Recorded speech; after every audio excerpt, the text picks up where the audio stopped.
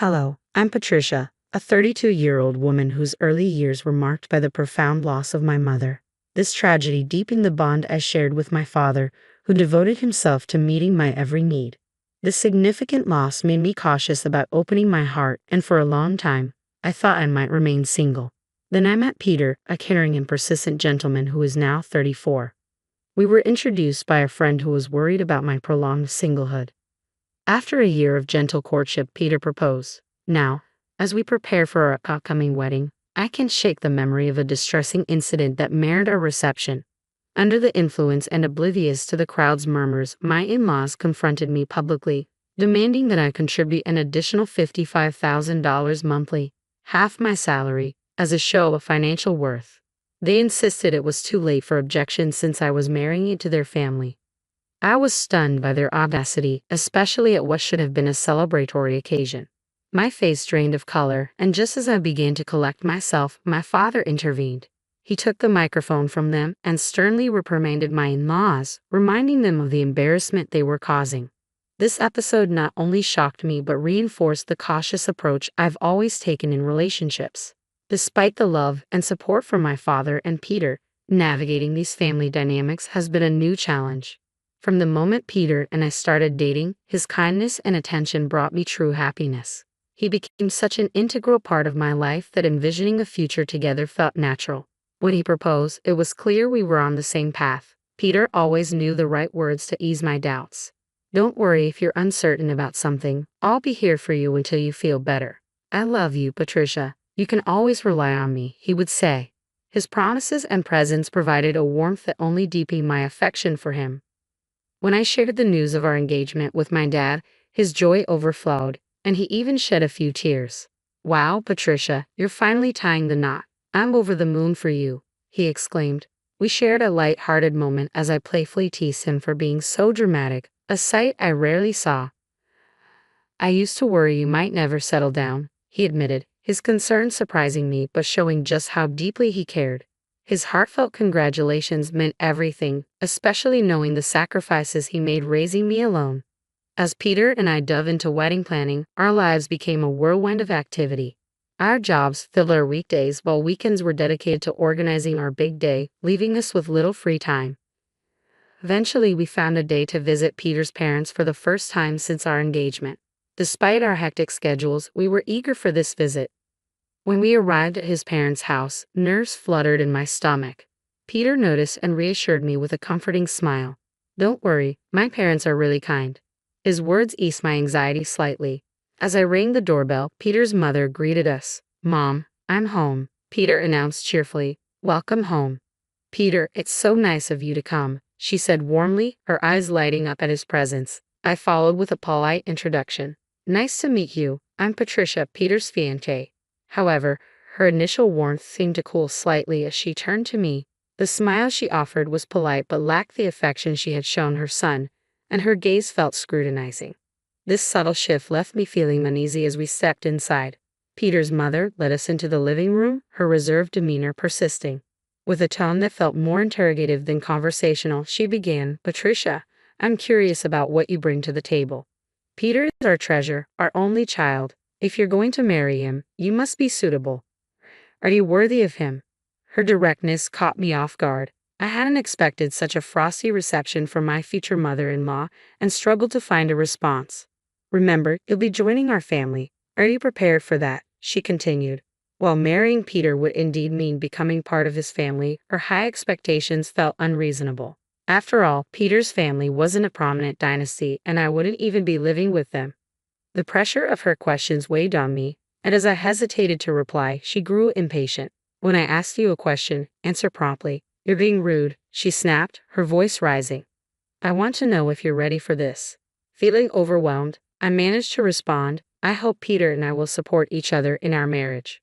Her reaction was dismissive. "That's such a naive thing to say. Your job as a wife is to support Peter. You clearly don't understand the basics."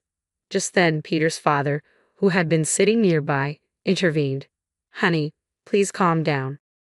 He turned to me with an apologetic smile. "I'm sorry, Patricia. I hope you weren't too upset by my wife's words." "It's okay," I replied, trying to stay composed. I understood that Peter's mother was protective of her son and might have spoken hastily.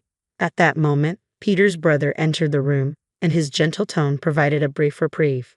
But then he added, "What my wife said does have some truth to it. What concerns me is that you come from a single-parent family." Confused and a bit hurt, I asked, "What do you mean by that?" "Well, being raised by just one parent doesn't exactly have a good public image. We can't be thrilled about someone from such a background becoming our son's wife, can we?" he elaborated, the weight of his words hanging heavily in the air. I couldn't hold back any longer. "Wait a minute. What's wrong with being raised by a single parent? My father worked incredibly hard to raise me alone.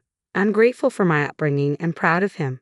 Growing up with one parent doesn't diminish my worth." The room fell into a tense silence as I stood my ground, feeling the weight of their judgments yet resolute in my values. It was clear that Peter's parents held an old-fashioned perspective, questioning my ability to be a good wife based solely on my upbringing. They expressed doubts about whether I had learned essential skills like managing household chores. "I helped my father with household chores, and I can cook pretty well," I replied with conviction. "So please don't make assumptions about me." Despite my clear explanation, they seemed to dismiss my words and laid down conditions for our marriage. "We'll allow you to marry Peter, but in return, you must promise to prioritize us since we are his parents.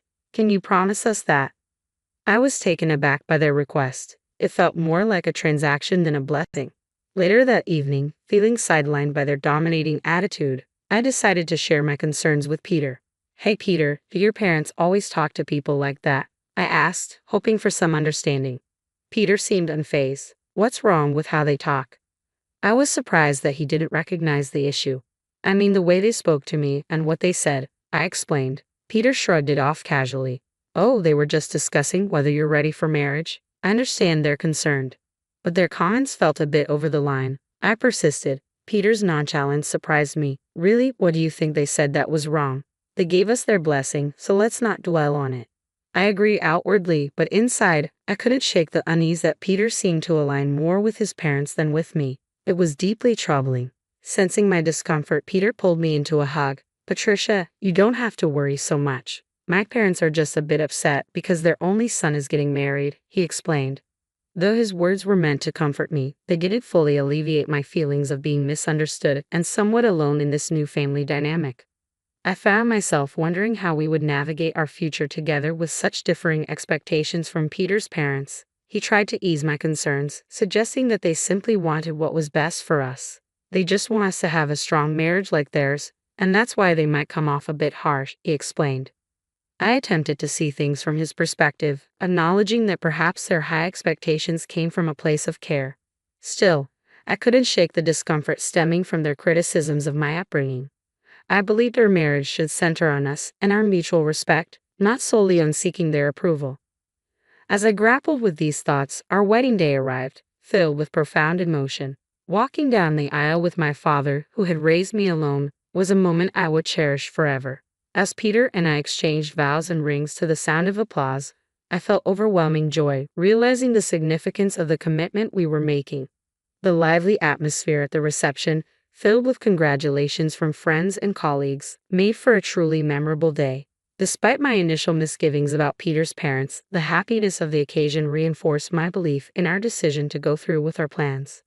However, as we prepared to greet our guests, I noticed that Peter's parents were visibly intoxicated, their behavior becoming slightly erratic, which made me uneasy.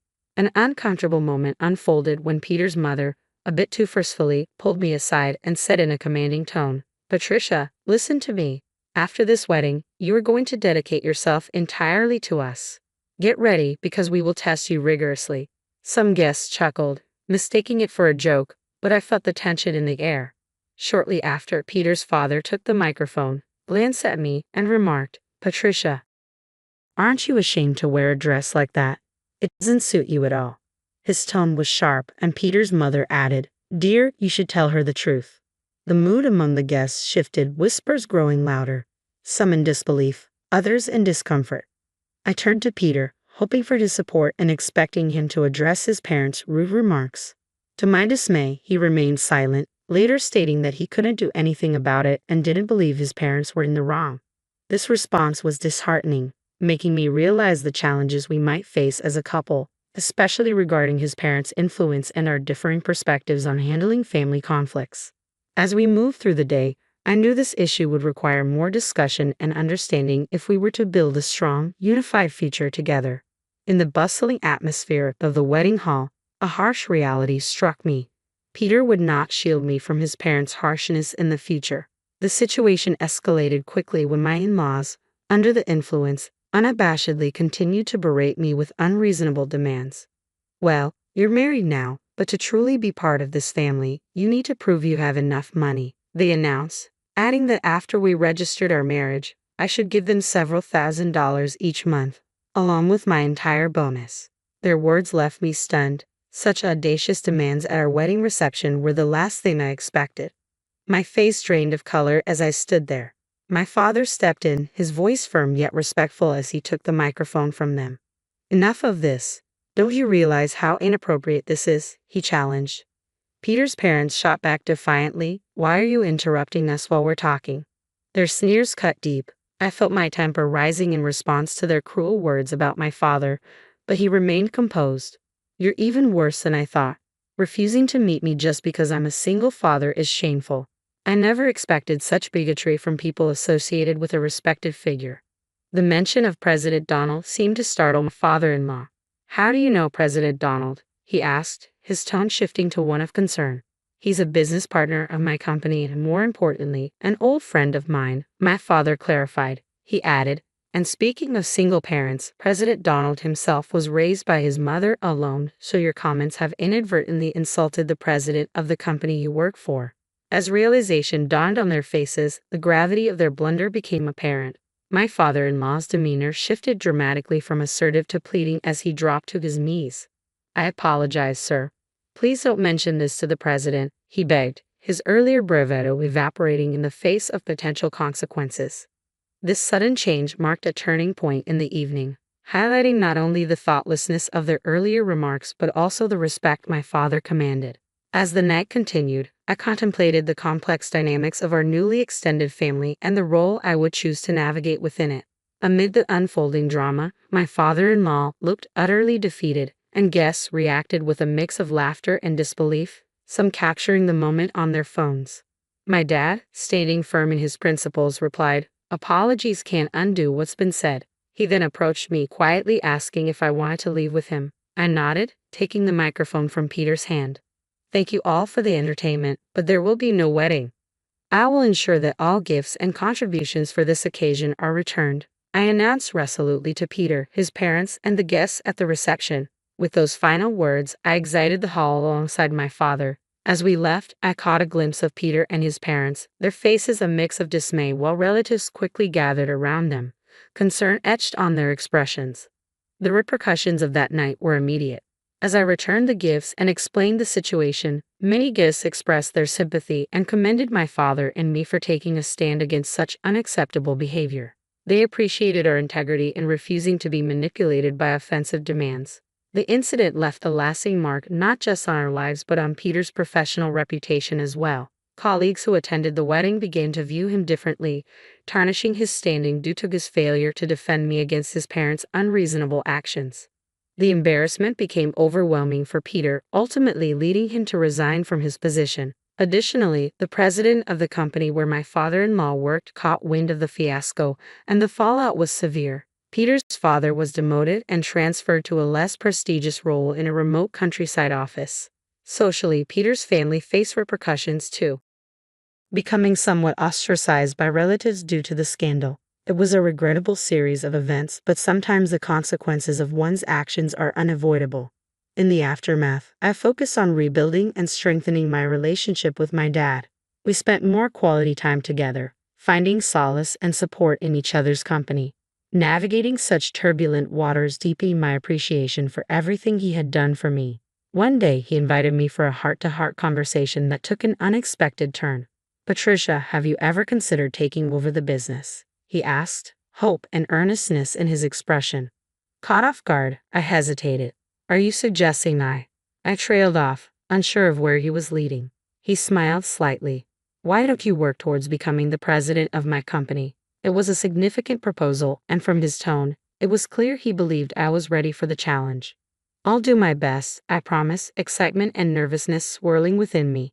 After reflecting on my recent experiences, I decided to focus on advancing my career at my dad's company, setting aside romantic pursuits for now. I aimed to prove to both myself and my father that I could excel and perhaps even become a great leader like him.